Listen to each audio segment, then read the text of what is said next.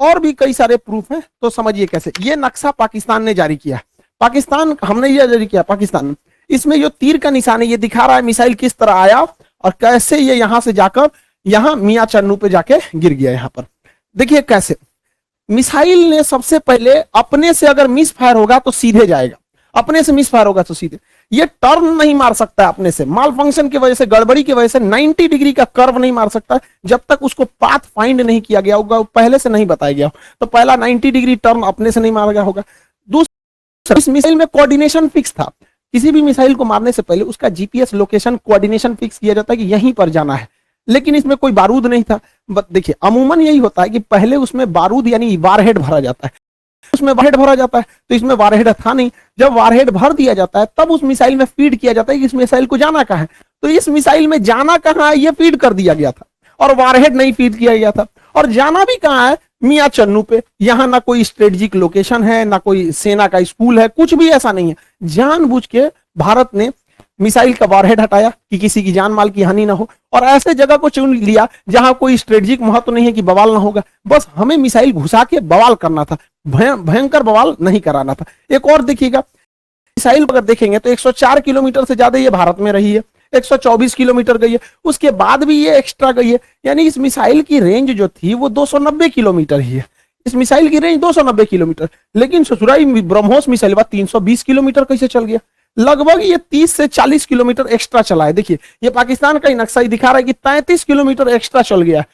बवाल है भैया, रेंज से 33 कैसे। तो कोई भी चीज को फेंकते हैं तो जब रेंज खत्म हो जाता है तो आराम से गिरता है। तो ब्रह्मोस और आगे गया था यहाँ पर। इस दौरान भी इसे सेल्फ डिस्ट्रॉय नहीं किया गया, यानी भारत से बैठ के ऑपरेशन टुकुर टुकुर देख रहा था, जानबूझ के किया गया है इसको।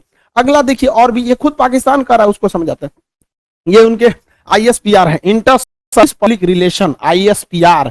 समझ में आ गया? ISPR समझो समझो, थोड़ा नहीं पता अभी यहाँ पे। पहला इनका कहना है कि हम उस पर नजर बनाए हुए थे। देखिए इन निकम्मों को, इसके देश में 124 किलोमीटर कोई मिसाइल घुस गई, इसको ये लोग अपने रडार में बस नजर बनाए हुए थे। ये खुद कह रहा है कि हमने बस उसको ट्रैक किया, उसको 124 किलोमीटर, क्योंकि उस मिसाइल की रफ्तार इतनी ज्यादा थी, 3 मैक की थी, कि हम उसे मार के नहीं गिराए। जबकि जब भी कोई एयरफोर्स में कोई दूसरी देश का जहाज या कुछ भी हॉस्टाइल सिचुएशन में कोई चीज एंट्री करता है तो स्टैंडर्ड ऑफ प्रोसीजर SOP जो कहता है कि सबसे पहले उसको मार के गिराओ। तो इन लोगों ने मारा नहीं वहां पर। 124 किलोमीटर जब ये घुसा है तो कई बड़े शहरों के ऊपर से क्रॉस करके गुजरा है, कई हाई वैल्यू टारगेट को क्रॉस करके गुजरा है। क्या पता वहीं गिर जाता। तो इससे यह साबित हो जाता है कि पास ब्रह्मोस को मार के गिराने की क्षमता है ही नहीं, वरना इतने हाई वैल्यू टारगेट के ऊपर से गया, वहीं गिर जाता, तब क्या हो जाता। मिसाइल यानी इनके देश के ऊपर से इतनी बड़ी मिसाइल चली गई। ये लोग केवल और केवल बेशरम लोग कह रहे हैं कि हम उसे ट्रैक कर रहे थे। करते रहो ट्रैक, यहां से इतना डिग्री कर्व मार के तुम्हारे यहाँ आके गिर गया।